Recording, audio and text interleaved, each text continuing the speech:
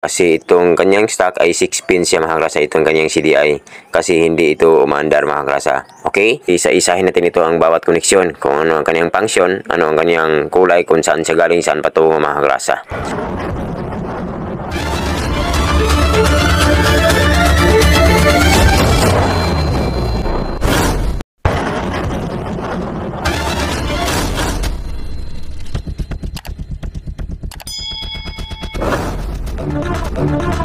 Welcome po sa ating lahat mga kagrasa. Nandito naman po tayo sa ating channel ngayon. Ang gagawin natin dito ay isang QR mga kagrasa. Okay, ang gagawin natin dito ay i-convert natin ito sa 4 pins na CDI na panlipan mga kagrasa. Okay, 4 pins po ang gagawin natin dito. Kasi itong kanyang stock ay 6 pins siya mga kagrasa, itong kanyang CDI. Kasi hindi ito umaandar mga kagrasa. Okay, bago natin i-convert sa 4 pins na CDI na panglipan, ay i-discuss muna natin ang bawat koneksyon ng 6 pins na posisyon ng kanyang sakit at ang kanyang kulay mga kagrasa. Okay, kasi 6 pins po itong CDI na ito. At i-convert natin ito sa 4 pins, isa-isahin natin ito ang bawat koneksyon, kung ano ang kanyang function, ano ang kanyang kulay, kung saan siya galing, saan patungo mga kagrasa. Okay, first ito ang black na may lining na red, and then ito naman ang kasunod, itong black na may lining na white, at ito naman ang kasunod na pure na green, then ito naman ang black na may lining na yellow. Okay, then ang next naman itong blue na may lining na white, then ito namang green na may lining na white mga kagrasa. Okay, ang black na may lining na red is ito ang koneksyon ng primary coil o source coil galing ng stator mga kagrasa.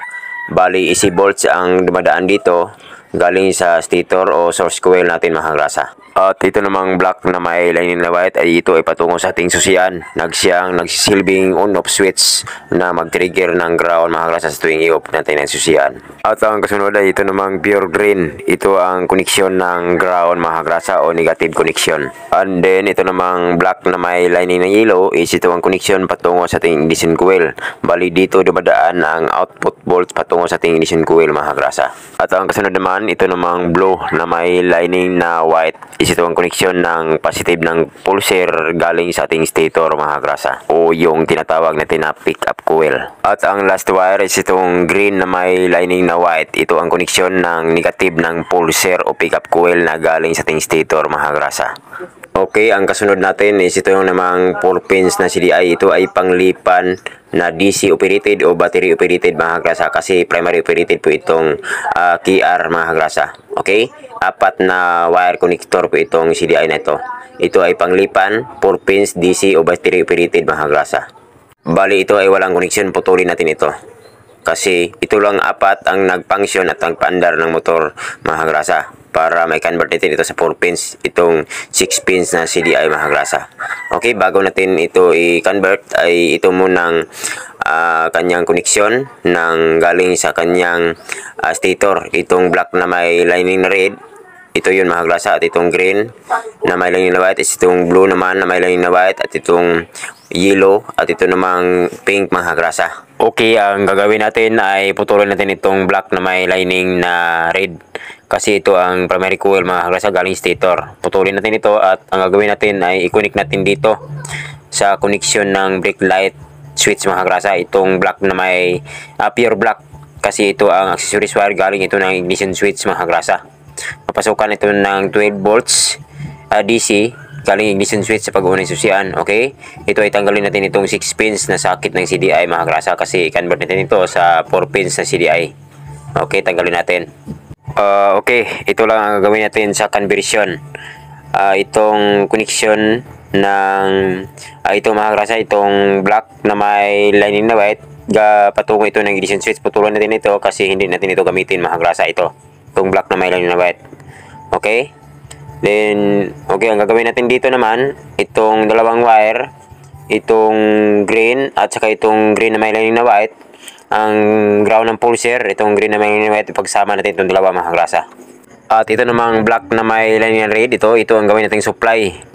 Ito ay i-connect natin dito sa black, pure black galing susian. Ito ang accessories wire mga kagrasa.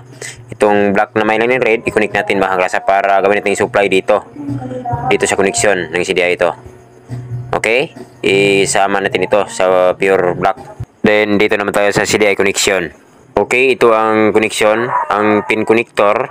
Ito ay connect lang sa black wire na galing sa ignition switch na tinatawag natin na accessories wire mga kagrasa. At ito naman ay connect lang ito sa black na may lining na yellow kasi yun ang connection patungo sa ating ignition coil mga kagrasa. At ito naman i-connect lang ito sa blue na may lining na white kasi ito ang connection patungo sa ating pulser o pickup coil mga kagrasa. At ito naman ang connection ng ground.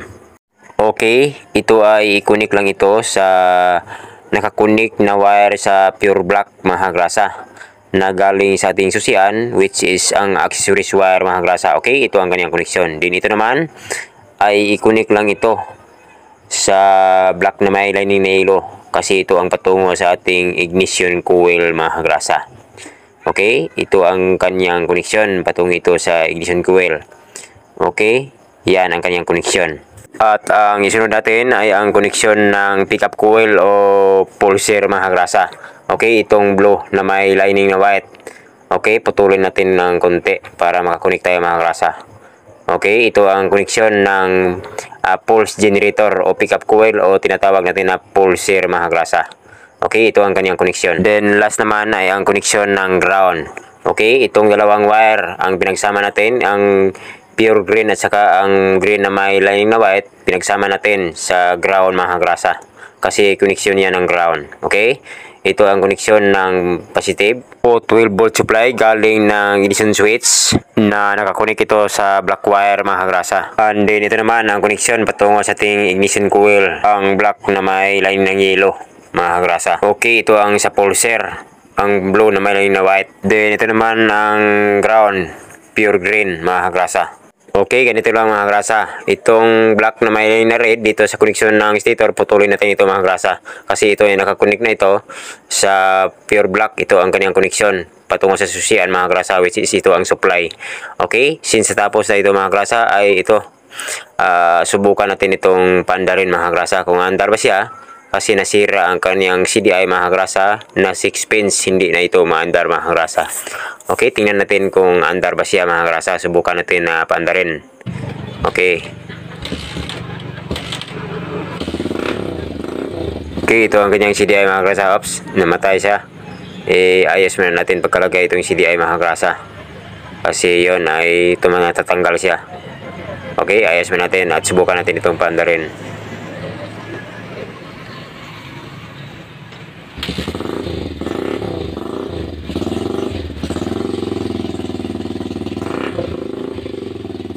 Okay, ito na mga kagrasa, na andar na siya ng maayos. Ito ang kanyang CDI na 6 pins at ito naman ang 4 pins mga kagrasa. Okay, since tapos ito ay balutan natin muna nito ng electrical tape. Okay, maraming salamat po sa inyong lahat. Sana mayroon kayo natutunan dito tungkol sa conversion mga kagrasa. Okay, maraming salamat po. Thanks for watching.